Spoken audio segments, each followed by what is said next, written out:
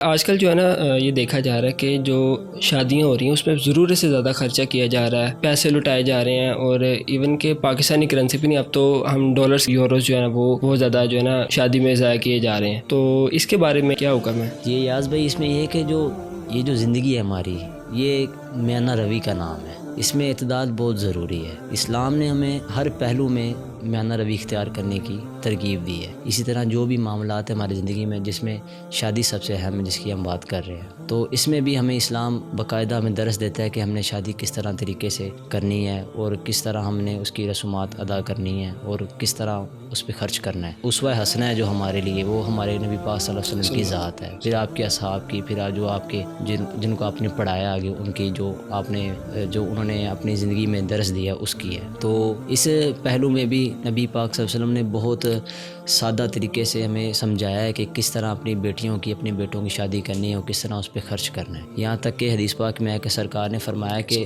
افضل ترین نکاح وہ ہے جس میں دونوں فریقین کا خرچہ کم سے کم ہو. یعنی کہ ہمیں فضول خرچی سے روکا جا رہا ہے. اب ایک انسان ہے، اس کو اللہ تعالیٰ نے دیا ہے، کافی دیا ہے، لیکن اس کا مطلب یہ نہیں کہ وہ اس طرح شادی میں فضول خرچی کرے کہ یہ پیسے لٹا رہے ہیں، جس طرح کہ آپ آج کل دیکھتے ہیں. ٹھیک ہے، اور کئی جگہ پہ تو آج سوٹوں کا بھی رواج آ چکا ہے، کئی سوٹ دے رہے ہیں، کئی موبائلوں کے ڈبے دے رہے ہیں. جی اس طرح تو یہ چیزیں ہم دیکھنے میں آ رہی ہیں جو کہ معاشرے کو کس مطلب طرف لے کے جا رہا ہے. دکھاوا بن چکا ہوا ہے. جی، ایک قسم کا دکھاوا یہ بن چکا ہے، جو کہ کسی بھی قسم سے یہ ہمارے جو اخلاقی اقدار ہیں ان میں نہیں آتا. یہ آج کل جو ہے نا وہ اسی طرح ہی لگتا ہے کہ جو شادیاں ہیں نا وہ صرف ایک سوشل میڈیا کو ہی دکھانے کے لیے رہ گئی ہیں.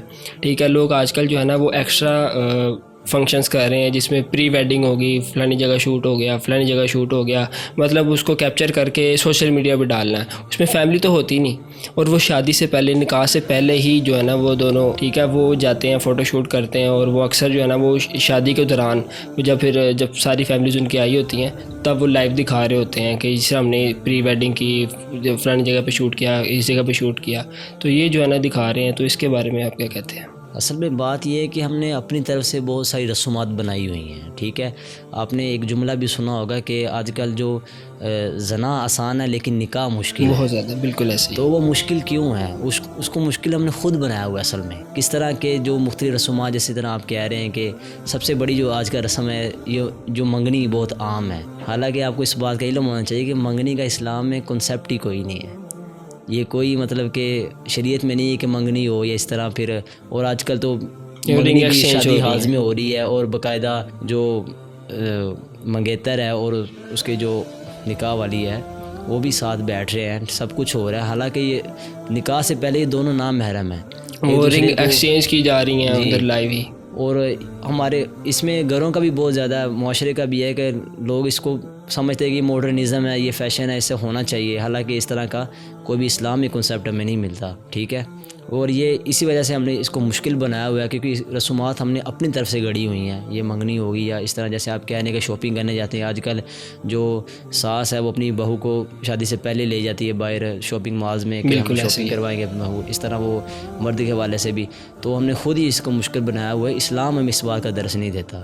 یہاں تک میں اس پہ ایک حدیث پاک ایڈ کرنا چاہوں گا کہ ہمارے نبی پاک صلی اللہ علیہ وسلم نے فرمایا ہے کہ اگر تمہیں کوئی ایسا شخص نکاح کا کہے جس کے دین اور اخلاق کے بارے میں تمہیں پتہ ہے، تو تمہیں چاہیے کہ اپنی لڑکی کا نکاح اس سے کر دو، اس سے فساد پیدا نہیں ہوگا. ٹھیک ہے، تو یعنی کہ ہمیں اس بات کا درس دیا گیا کہ جتنی جلدی ہو سکے اپنی لڑکی کا نکاح کر دو آگے، تاکہ اس طرح کا فتنہ جو آج کل فتنے کھڑے ہو رہے ہیں وہ نہ کھڑے ہو سکیں. لیکن آج ہم خود اس کو دروازہ دے رہے ہیں، اس طرح کی رسومات نکال کے اور اس طرح کے شادی آز میں پروگرامز کر کے. زیادہ تر جو ہم دیکھتے ہیں کہ جو ہمارا ملک ہے انڈیا، یہ وہاں سے یہ ان کا کلچر جو ہے اڈاپٹ کیا جا رہا ہے، جو ہم دیکھ رہے ہیں اکثر ہم پاکستان میں. جی، آپ یہ بات صحیح کہہ رہے ہیں کہ جو پاک و ہند میں یہ زیادہ رسومات یہ ہندوؤں سے آئی ہوئی ہیں. جس طرح کہ یہ آپ پوچھیں گے، اس بات پہ حیران ہوں گے، جو مہندی ہے یہ بھی اس میں بھی اسلام میں اس کا اتنا واضح کنسیپٹ نہیں ہمیں ملتا. مہندی بھی ہم بس یہ نکاح اور ولیمے کا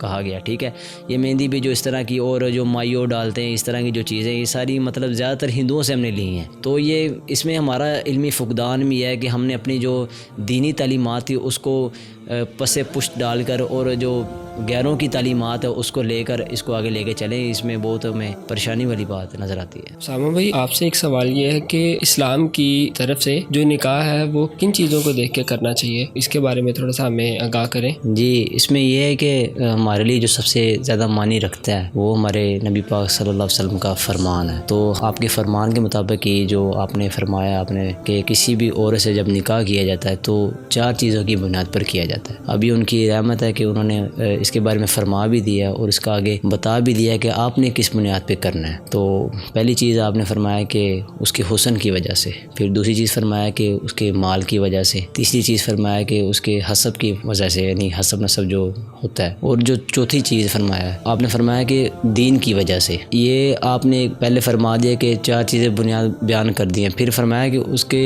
جیسے کہ انہوں نے فرمایا کہ دین کی وجہ سے۔ اب آپ نے ایک مسئلہ بھی بتا دیا اور اس کا حل بھی ہمیں بتا دیا۔ حل یہ ہے کہ آپ نے فرمایا جب بھی آپ نکاح کرو تو اس کا دین دیکھو، اور اس کی وجہ یہ ہے کہ ہو سکتا ہے کہ اس کا مال جو ہے وہ آپ کو فتنے میں ڈال دے، اس کا حسن آپ کو فتنے میں ڈال دے، اس کا جو حسب نسب ہے وہ آپ کو فتنے میں ڈال دے، لیکن جو اس کا دین ہے تو اتنا معنی رکھتا ہے کہ اس کی مین آپ کی جو بنیاد ہونی چاہیے نکاح کے لیے وہ اس کا دین ہونا چاہیے، نہ کہ اس کی یہ جو دوسری چیزیں یہ سیکنڈری چیزیں ہیں بعد میں دیکھی جا سکتی ہیں، لیکن جو ہم مین ہے وہ ہم اس کا دین دیکھیں گے کہ اس کا دین کیا ہے، آخر وہ اللہ کا باغی تو نہیں ہے یا رسالت کا باغی تو نہیں ہے، یا مرد ہے یا عورت جو بھی ہے، تو ہم اس وجہ سے اس کا دین پہلے دیکھیں گے۔ سامع بھائی آپ یہ بتائیں کہ آج کل ہم دیکھ رہے ہیں کہ طلاق کی جو ریشو ہے وہ بڑھتی جا رہی ہے، تو اس کی کیا وجہ ہے، تو اس کے بارے میں تھوڑا سا بتائیں ہمیں۔